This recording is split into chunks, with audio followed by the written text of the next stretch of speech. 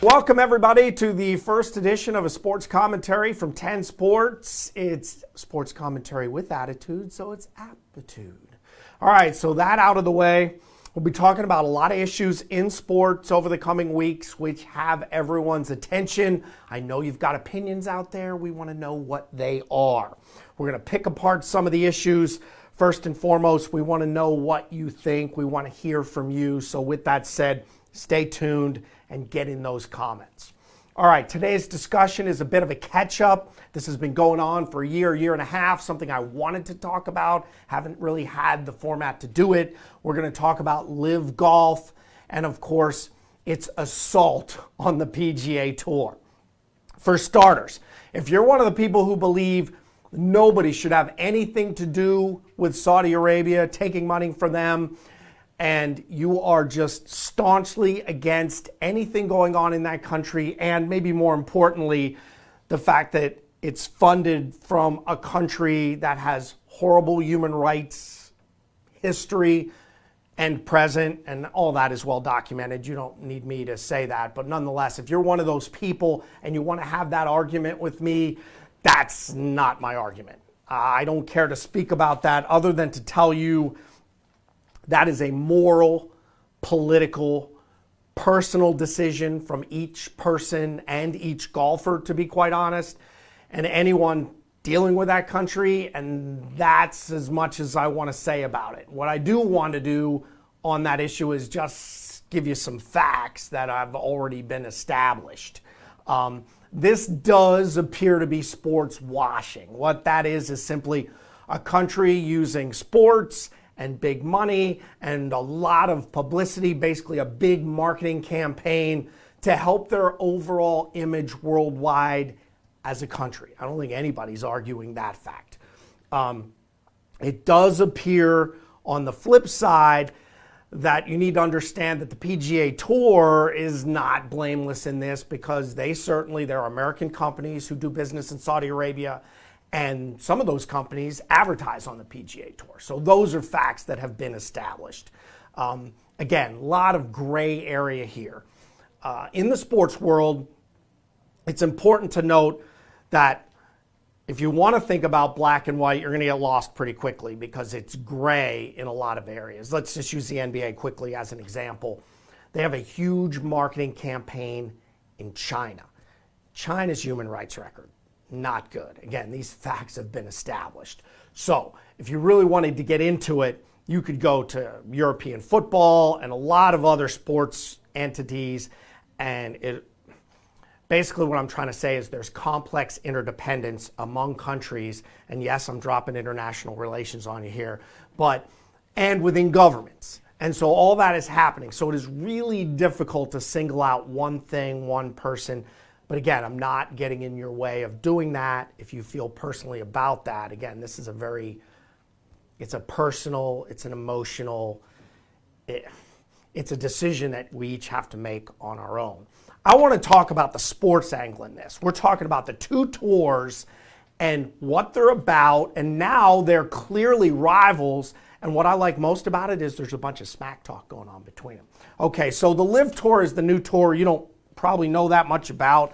So some basic facts. Founded in 2021, backed by the Saudi Sovereign Wealth Fund, worth an estimated $600 billion plus. That's a lot of money. They could offer more money clearly than the PGA Tour.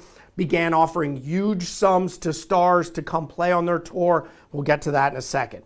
The format is something different. The structure is a little different. We'll get to that point in a second as well. They did hold 7 tournaments, a team championship event at the season's end, and those tournaments were held in London, Portland, Oregon, Bedminster, New Jersey, Boston, Chicago, Bangkok, back in Saudi Arabia, and then the season finale was actually in Miami. So that said, everyone's trying to learn and understand why someone would choose that tour over the PGA Tour other than money. Well, money's a big issue, but there are other reasons. So let's have a look at the side-by-side and a basic tournament snapshot. Why would this be more attractive? Well, there's 3 days instead of 4. So if you're a player who plays almost every weekend, just less wear and tear on your body. There's no cut. So regardless of how you play, you're going to get some pay out of your work. On the PGA Tour, as you know, if you don't make the cut, you don't get paid. That's how that works. And while that doesn't affect some of the tour's biggest stars, it would matter deeply to the players in the bottom half of the field. So what have the results been? We're going to ask this question. Well, a lot of the PGA's bigger stars, at least a number of them, are moving towards the LIV Tour.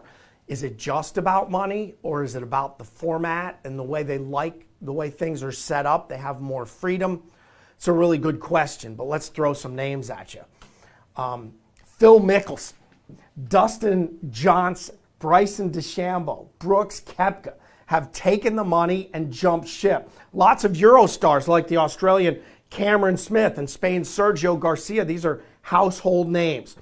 Now, so you have to ask yourself, the players, why are they making the decision? Well, let's start with Phil Mickelson first of all.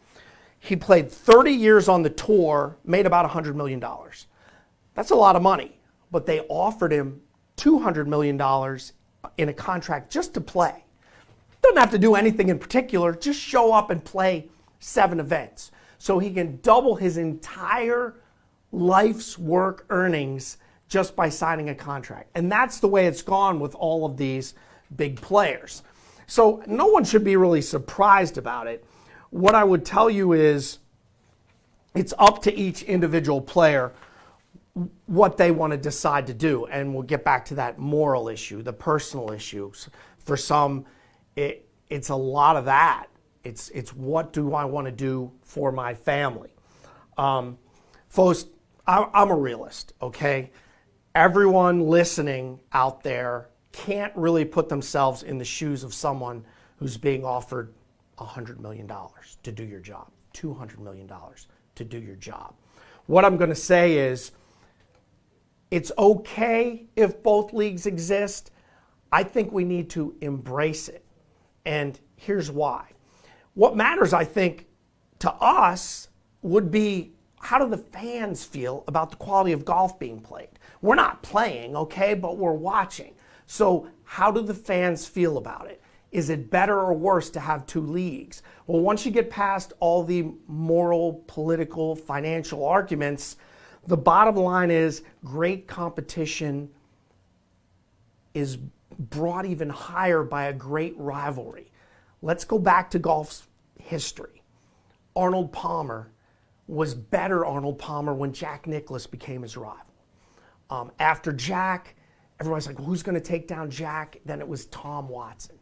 After that, it's the next star. It's Seve Ballesteros. It's who's going to be the next guy. And then with Tiger, it was Phil. And then who's going to challenge? So what we have here is basically the most amazing script. Vince McMahon couldn't have written this script for Monday Night Raw. Okay, we have 2 opposing sides, 2 leagues that just disagree with each other, and the best players on both sides now suddenly don't like and respect each other. That sets up beautifully for the majors and all these rivalries. So why not, as golf fans, after all the litigation, after all the arguments, after everyone gets done pointing fingers, why can't these 2 both coexist in golf and create great rivalries? I frankly can't wait for the Masters because they're welcoming everyone who's qualified. And we got guys throwing teas at each other and they're angry. They're like, this is golf smack talk going on. Why wouldn't we embrace that?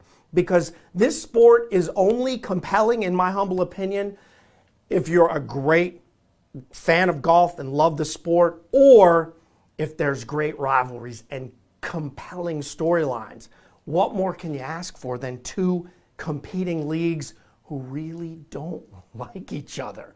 And they have good reason for it. I mean, I don't think I could have come up with such a storyline. Like I said, we would need a pro wrestling scriptwriter to come up with this situation.